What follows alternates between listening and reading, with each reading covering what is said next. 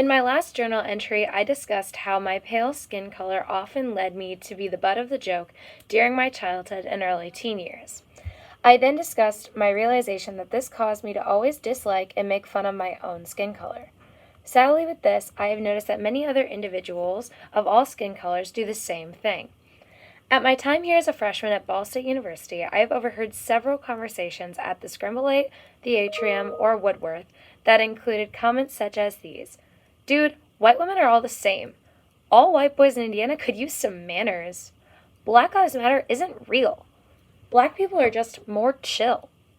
I stated these comments in particular not to loop all these comments together or to agree or disagree with these statements, but to point out their vernacular.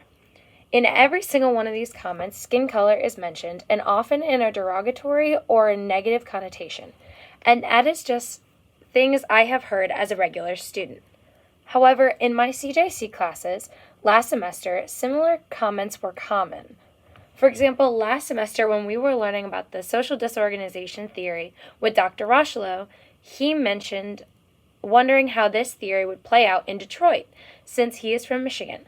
And I overheard a specific conversation between some of my classmates behind me who were making comments under their breath saying this. Well, obviously the result would be that crime is higher in inner-city transition zones of Detroit because Detroit is filled with black people. Yeah, also black people in Detroit are on drugs, so the rate would be definitely higher. This was a conversation about my hometown, and it didn't sit right with me for many reasons other than that.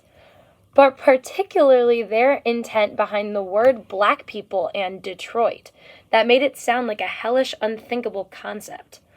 What's worse is, if I wasn't so caught up in the way they vocalized these words and opinions, I could have been paying more attention in class and could have avoided feeling uncomfortable and upset the entire rest of the class period.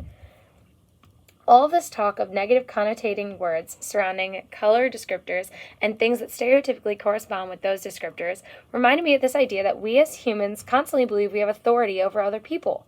For instance, those girls behind me in my intro to criminology class had underlying biases towards black people, and I don't even think they noticed the intonation in their own voices. It sounded as if they believed that they were above Detroit and black people, which evoked a memory in me from the TED Talk we watched about privileges that comes with skin colors. In that TED Talk, her overall message is that we as human beings shouldn't believe we have the authority in any situation to undermine people's personal experiences.